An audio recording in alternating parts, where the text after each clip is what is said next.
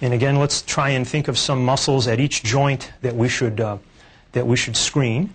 So what I'm going to do, if you could bend up at your hip for me and keep your leg up in the air like that. Don't let me push your thigh down now. So that's hip flexion. She does that very well. Let's rest your leg. Let's check on the left side. Hold it up there for me. Don't let me push it down. And that's strong. Now, could you keep your knee bent again? Don't let me pull out at your knee. This is knee flexion. Okay, put it down. And we'll bend your knee here. Check knee flexion here. Very strong. Now let's push out, straighten out your leg, push out against me, kick, and that's knee extension. And same thing with this leg. Bend it for a minute, and now kick it out straight for me, and the knee extension there strong. Now we're going to look at the ankle joints. And what I'd like you to do, can you just bend your foot up at the ankle here? Don't let me push you down. Okay, relax. And bend up this guy. Don't let me push you down. And coming back here, I want you to push down like you're stepping on the gas.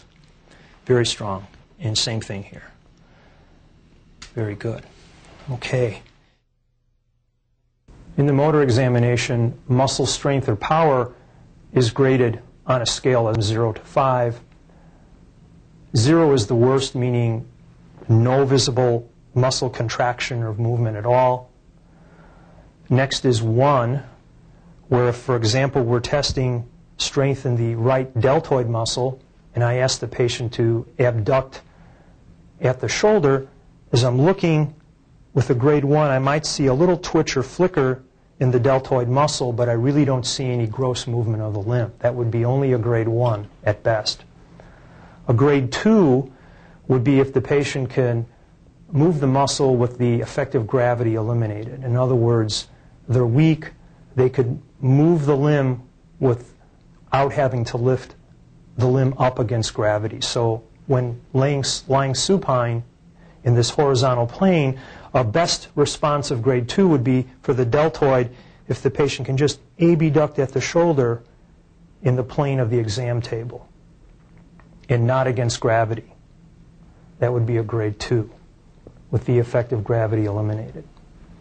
And now we're going to sit up to show the other muscle grades. You sit up for me. So again, we're checking the right deltoid. Now grade 3 would be she can abduct. Now she's lifting the limb against the effective gravity. Okay. And that's the best she could do. A grade 4 is nearly normal, where she can not only abduct the upper limb against gravity, but give me some resistance, but I can overcome it. And the best strength, grade 5, would be she holds the limb up against gravity, and with all my power, I cannot overcome that muscle. That's totally normal, grade 5. And again, you could be grading the muscles and looking for asymmetry from side to side. The next item we're going to test are the reflexes, the muscle stretch reflexes. So I'm going to grab my reflex hammer again. And we could be testing the patient as she's seated. Actually, it's probably a little better when we're supine like this because the patient is not going to be slouching or leaning in one way or the other, which could sometimes cause an asymmetry in the reflex exam that may throw us off. So can you just put your hands on your tummy here for a minute? Okay, so we're going to look at the upper limbs first.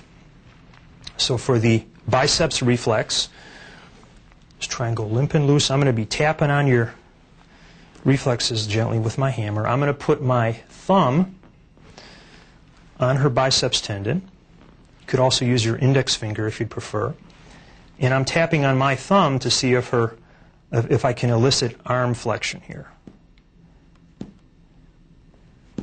And sometimes I could feel it more than you can see it. Okay, I'm just lean over you a second. I'm going to do the same thing over here, putting my thumb on the biceps tendon and tapping on my thumb, and that's a nice symmetrical biceps reflex.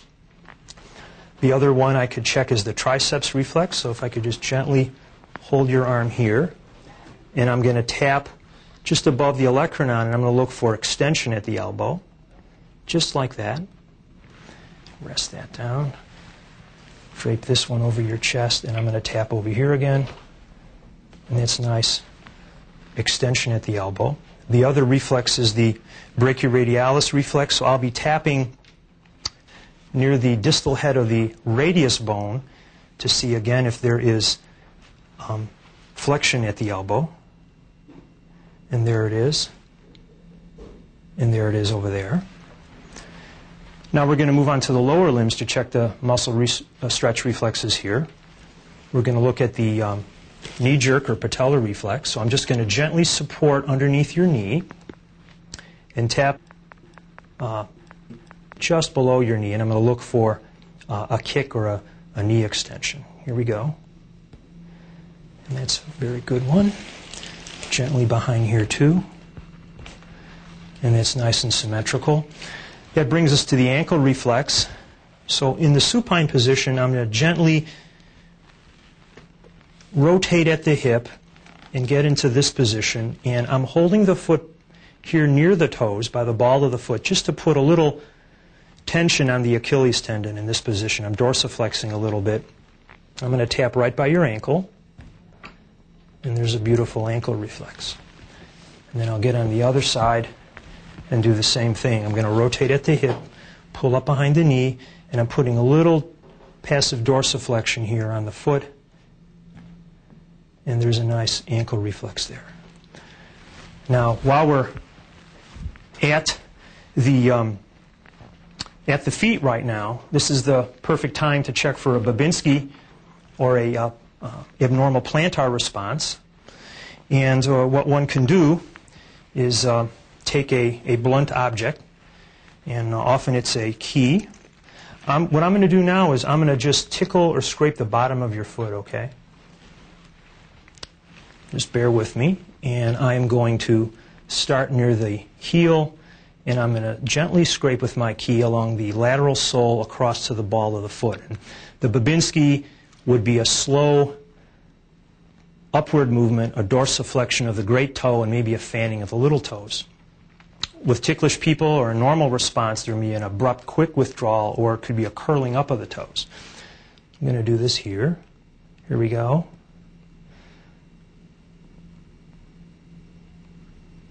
I don't see any response there, so there's no abnormal plantar or Babinski response. And we're going to do the same thing on this side. And there's no response there. So that's fine. An alternative position to check the muscle stretch reflexes is with the patient seated on the exam table. Although, again, if the patient is slouched or leaning on one way or the other, it may enhance reflexes on one side of the body versus the other side and mislead you into thinking that there's an asymmetry and that there's something abnormal when in reality it's just the position of the patient. But while the patient's seated here, let's show a close-up of the reflexes, and you could better see the positioning you would use for the different stretch reflexes. So if we're going to test, again, the biceps reflex, you want to palpate the biceps tendon here. If you have a little trouble in certain people palpating it, you could perhaps have them bend up at the elbow here. And that really brings out the tendon there. Okay, you can relax. So I'm putting my thumb there, or some people like to put their index finger right on the biceps tendon, and then I'm going to tap on my thumb and look for arm flexion as the response.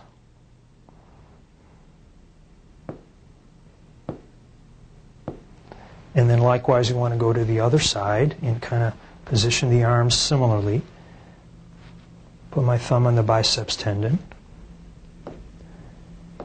And there's arm flexion on that side. The next reflex would be the triceps reflex. And now in this position, we could perhaps do it in two different ways. One way would be to just drape the arm across the chest, which is the way I was doing it supine, and tap on the triceps tendon just above the elbow or olecranon right here, and look for arm extension at the elbow. And likewise, same way over here. And she's being nice and loose and relaxed here, which is what we really want. And I'm tapping again on the triceps tendon and get a nice symmetrical reflex.